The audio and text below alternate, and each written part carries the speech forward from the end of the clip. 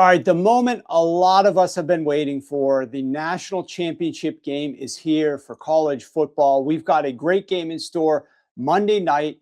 The Indiana Hoosiers are taking on the Miami Hurricanes, playing in their home stadium. How infrequently does this happen?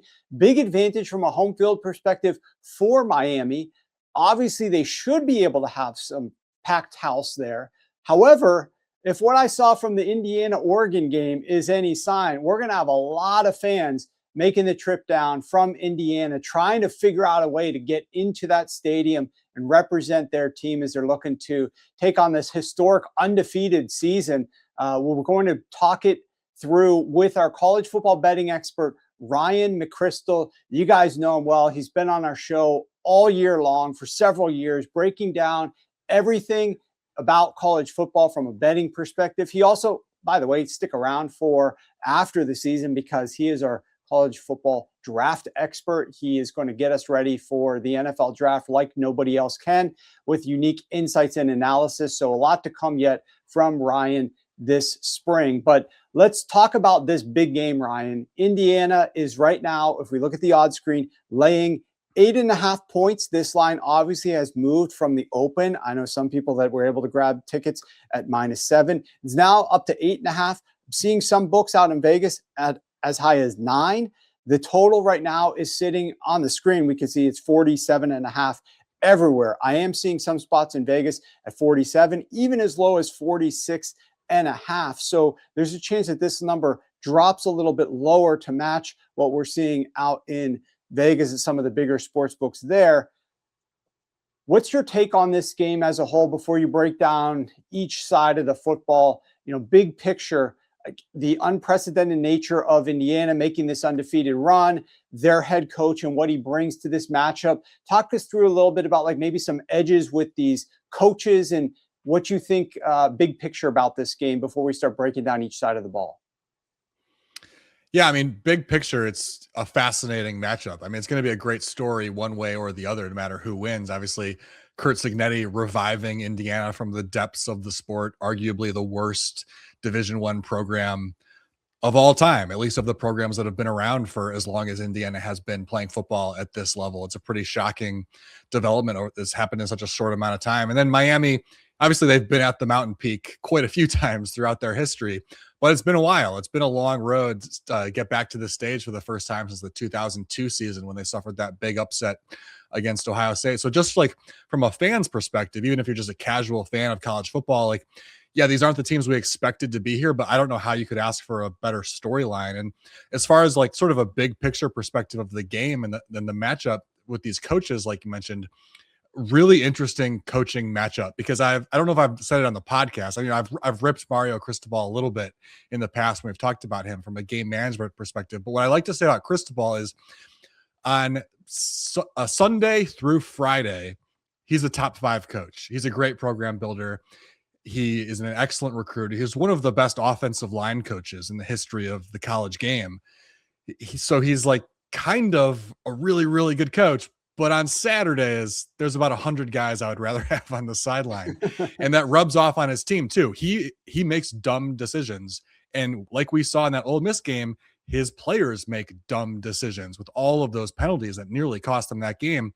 And it's year after year. Over the last 5 seasons, his teams have ranked 85th or worse in penalty yardage per game. It's always a problem with Mario Cristobal coach teams. On the other side, you have Curt Cignetti coaching one of the most buttoned up, polished football teams we've seen in recent years. Yeah, maybe they aren't the most talented of the, championship favorites. We're not used to seeing a team with this level of talent be favored by so much, but they just play flawless football week after week. And so there's really a big difference from a coaching perspective in terms of how they're going to have their players prepared. That could be a factor in the game as well. So before we get into your pick on the game, let's break down both sides of the football. Let's start with Indiana's offense, Curt Cignetti, and what he brings to the scheme, the design, the strategy to take on this Miami Hurricane defense. What you expect out of Indiana. We'll come back and hit the other side of the ball momentarily. Yeah, they've got really the perfect design to beat Miami. they get rid of the ball quickly. That's what you wanted to do against this team. And that's what we saw Ole Miss do last week. That's another offense that gets rid of the ball quickly. And when you're going up a defense whose overwhelming strength is the pass rush, that's the way to beat them. It's hard to line up and protect your quarterback in the pocket for 3+ seconds against a defense like this with Ruben Bain and Akeem Mesidor that can just get after you. If you give them enough time, they are going to get in the pocket and cause pressure. I think that was the biggest reason why they were able to upset Ohio State, because that's a little bit more of a pro style offense that wants to attack downfield at a high rate. Makes sense with guys like Cardinal Tate and Jeremiah Smith, why they would want to do that.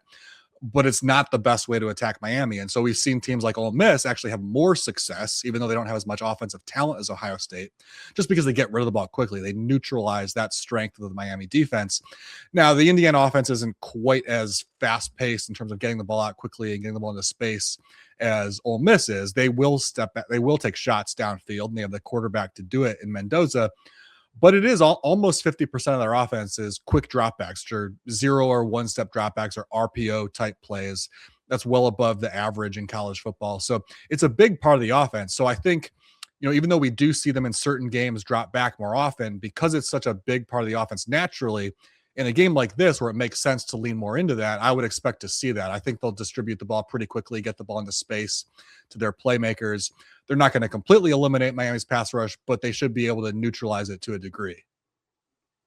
All right, then on the other side of the ball, we've got Carson Beck, we've got Malachi Toney, obviously some talented players on Miami, a different type of team, though, a different type of offense going up against this Indiana defense. I know Indiana's lost a couple guys along that defensive line, but talk to us a little bit about what you foresee happening when Miami has the football and how they match up with this Indiana defense. Yeah, I'm going to get into some more numbers here on this side of the ball because it's an interesting matchup here. Miami has gotten to this point through the playoffs by running the ball, basically. Mark Fletcher is playing the best football of his career. He's running the ball really well. And like I mentioned, like all Mario Cristobal teams, they've got a great offensive line. And so they can do that against most defenses. This could be an area where they just can't quite get it done, though, because Indiana is just at another level compared to the teams that they've faced on this run through the postseason so far. Against Miami, they tend to see a lot of stacked boxes for a couple of reasons. One factor obviously is always the formations that you line up in, but another factor is they can't really throw the ball downfield all that well. It's not a huge part of the offense. They don't have the dynamic downfield weapons, and that's never been a strength of Carson Beck's game. So teams are more willing to cheat up into the box to defend the run, especially with a physical runner like Mark Fletcher back there. And so if you look at these two teams with stacked boxes, Miami is averaging 4.1 yards per attempt. That ranks 85th in the country. They face it a lot, and yet they're still not great at it. Indiana, they're allowing 2.8 yards per attempt with a stacked box. That ranks 4th in the country. They're absolutely dominant. Now, you might say, well, they face some pretty good defenses. Like Ohio State's a good defense this year, and Mark Fletcher had success against them. In this particular area, I think even Indiana stands head and shoulders above the other teams that they've faced. Just running through the defenses that they've faced so far this year with a stacked, or through the playoffs with a stacked box.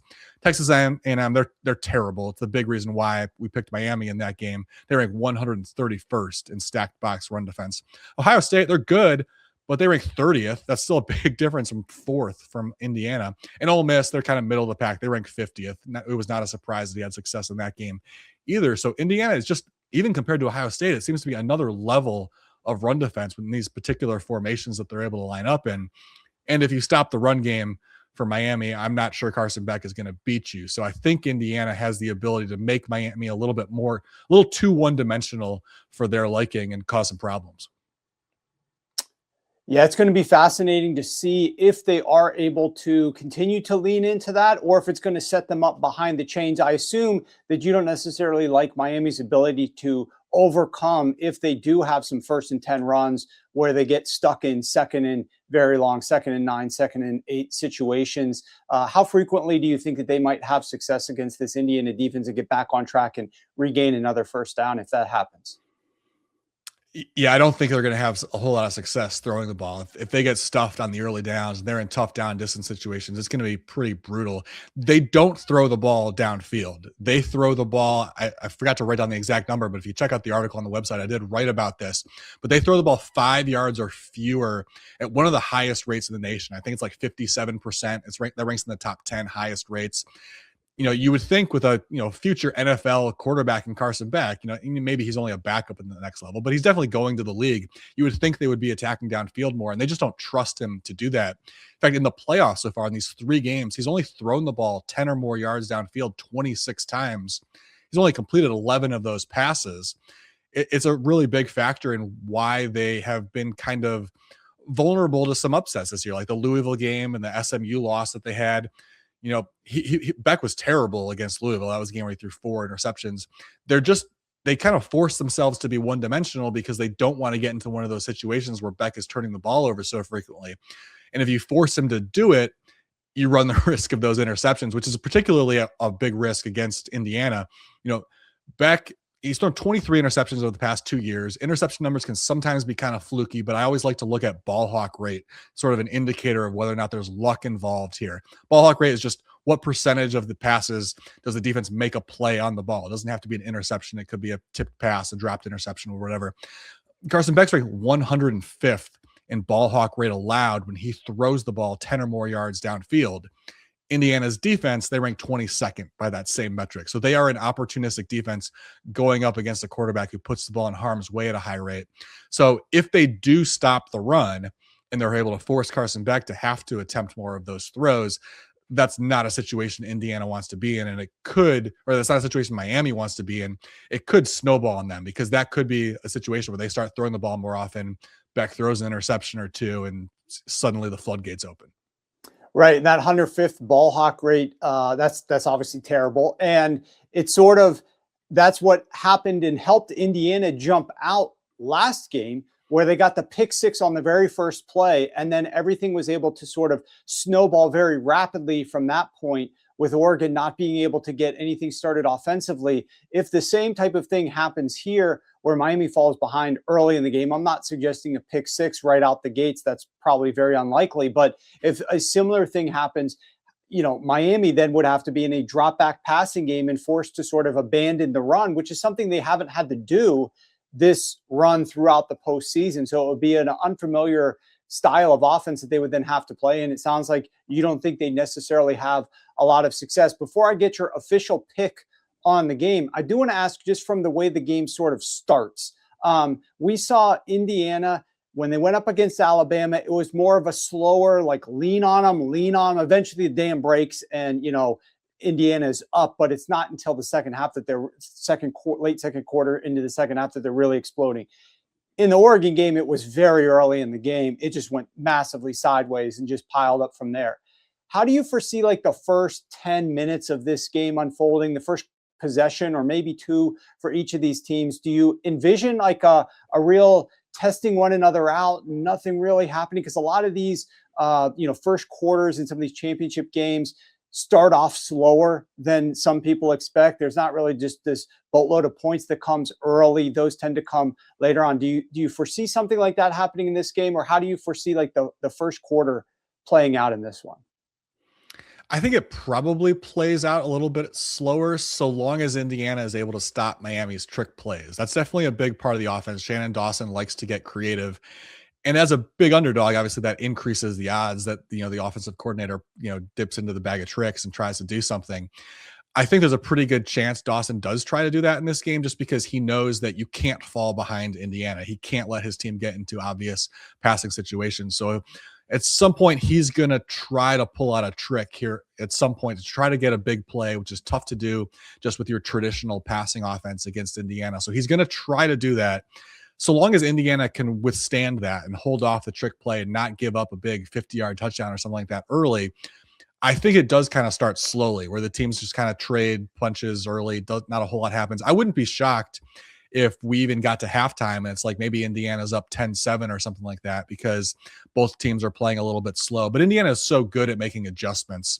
Both of their coordinators, Mike Shanahan on offense, Bryant Haynes on defense, they just seem to figure it out as the game goes on, and suddenly it just starts to snowball on you. Like they figured out one or two things that are working, and they shut down your offense. They start making more plays on their side of the ball, and things just kind of spiral out of control. I could certainly see that happening where it's a really close game early. It looks like Miami's hanging around, and suddenly Indiana's up 2 scores late. Hearing your analysis and just processing it real quickly, I am envisioning a Miami team that might not know if they're going to be able to have the opportunity from a game state perspective to run the ball in the fourth quarter, let's pretend, but they know to start the game they do, and they lean into what they do best. They try to go with a run first approach here. Indiana knows that that might be coming. So can they slow down the run while still being prepared for the trick play? Should be interesting the way that they start on that side of the ball, but I would be surprised if Miami comes out with something with a very different identity than what they've presented thus far. So if that's the way it starts, talk to me about how it ends. Who do you see winning this game? Do you see any value in the point spread with Indiana laying 7.5 or Miami taking 7.5? How do you envision the game will play out? Yeah, if I'm betting on this game, I'm going to lay the points and take Indiana because I think it does ultimately slowly build and snowball to the point where they're winning late and by a significant margin. Like I said, if it's 10-7 at the half, that's not going to surprise me. But that 10-7 game could very easily end up with like a 31-13 Indiana win because then they start hitting big plays. Suddenly they're up by 10 points. Miami starts throwing the ball. Carson Beck throws an interception or two. It can unravel so fast against this Indiana team. That's kind of how I expect it to go. Like I said, the trick play is the one thing that maybe Miami can do to flip the script. If they hit a big trick play early in the game and they build that early lead, that could maybe change things a little bit. But I think that's really the only path to Miami holding this close late. So from a betting perspective, I think the safest way to approach it is just to lay the points on the whole game with Indiana. Okay, then a lot of these championship games, although they do sometimes start slow, they do end up having very lopsided final scores because the team that's losing just has nothing more to lose. What's the harm in losing by 20 points? Who cares if I lose by 10 or 20? It doesn't matter. I've lost. Let me try to get back into the game. So they're going for it on fourth down at their side of the field. They're changing their identity and becoming very pass heavy, which results in incompletions, dead clock, those types of things. So do you foresee, this is a big spread for Indiana, like you said, sort of unprecedented for a team with the talent of the players they have to be laying this many points in the national championship. You like Indiana laying the 8.5. Do you see the upside? Like what's your final score? Do you think that they're covering this more often than not with ease, having like a 14-point, 17-point plus victory? Or do you see this game being very close to like the 7 to 10-point range? And, more often than not, you think that Indiana is able to cover, but it's not in a landslide.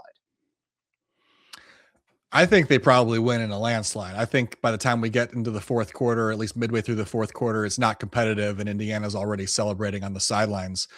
If I were going to go the opposite direction, I think, if I wanted to place money on Miami, like if you're a Miami fan or whatever, you just want to put something on Miami.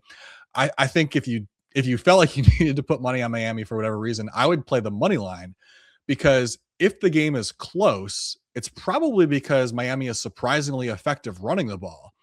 And if you told me right now, hey, Mark Fletcher's going to average like 5.3 yards per carry, they're going to be able to run the ball, I would say, okay, that's a coin flip game. Miami can win that game. Absolutely.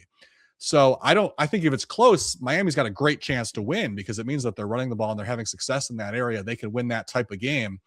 But if not, I don't see how it's going to be really hard for them to keep it within a touchdown. I think ultimately Indiana builds a lead and then it just kind of snowballs out of control because Miami's trying to throw the ball. Carson Beck's going to make a mistake. It's inevitable if he's forced into that type of game script. And the final score probably ends up looking pretty bad if that's the case. Yeah. And to your point from earlier, not only does it mean that they had some success running the football, Miami, for them to take a bet on the money line, but also that they'll be able to run the ball in the fourth quarter, which is something we're not sure if they will be able to do if Indiana is able to jump out to a lead. So if Miami is able to have success running and run all 4 quarters, then they do have that shot, like you said, at pulling the outright upset. Talk to me briefly before we let you go about this total. Right now it's sitting 47.5 at some of the legal books, that you could bet online. In Vegas, it's sitting around 47 at most of those spots. Do you have any lean at all if you were looking to bet the total over or under 47 and a half points? I would lean over because I think Indiana is capable of, getting into the 30s on their own. They could certainly, win by a blowout and still get the over just because they put up enough points on their own, especially if Carson Beck contributes to that, with a pick six or, an interception deep in their own territory. That could certainly, make it easy for Indiana to put up some points. So I would lean over. I don't love it though. I would probably prefer to just stay away from the total there just because, like I said, like a 31-13 kind of score. Indiana does a lot of scoring, but their defense is just so dominant that Miami can't contribute enough. That feels very plausible too. So lean over, but ultimately I would stay away from the total.